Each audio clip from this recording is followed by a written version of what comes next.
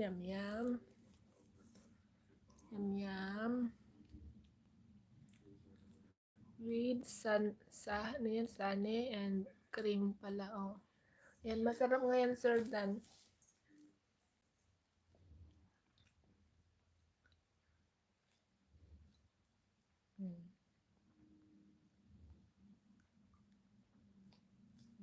Probably. Buti pa yung pusa ko, Sir Dan, eh. Every time kumakain ng hipon, ako hindi na nakain ng hipon. Si Mimi lang nakain ng hipon.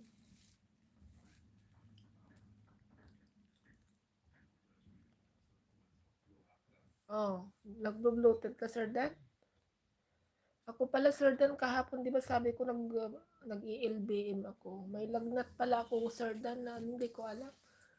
Kaya pala sabi ko, bakit ang bigat-bigat ng pakot, ang sakit-sakit?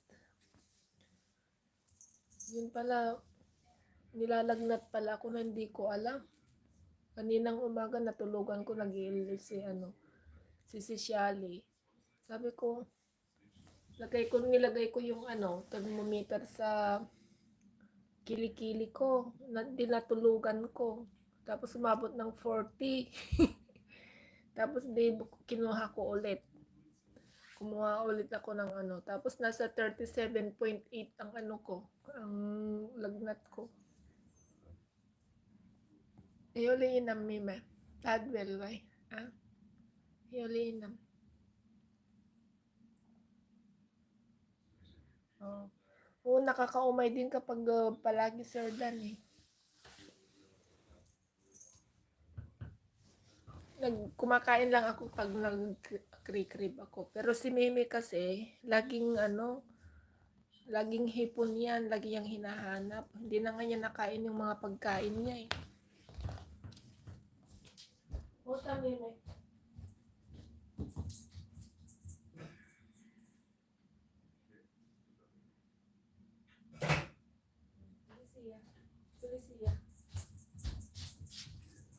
Siya. Ayan. Halika dito. Ota.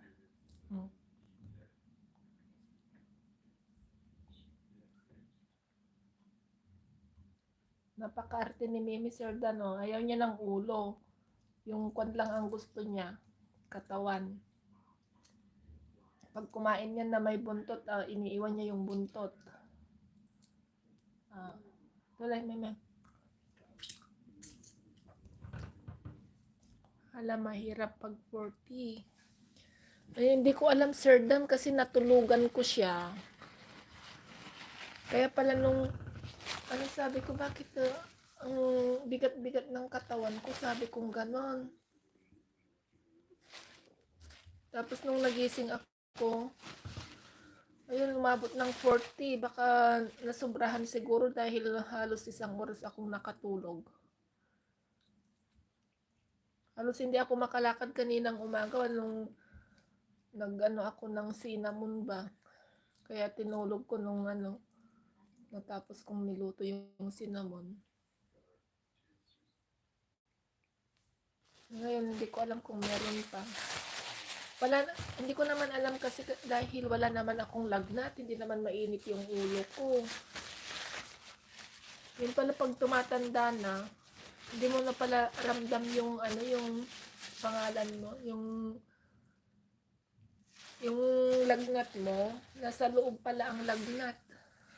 Mararamdaman mo na lang kapag masakit na yung mo, yung ulo at sa paa. Yung paa sa akin, eh. Para akong tinatrangkaso, ganun. Mga ma-artisil dan yung pusa ko. Ay, grabe. Tingnan mo, yung kapag sa atin yan, simot. Yung kwan lang ang kinakain niya. Kasi noon binibigyan ko ng yung hindi ko binabalatan. Tapos ang ginagawa niya, iniiwan niya yung buntot. Hindi niya kinakain yung buntot. Kaya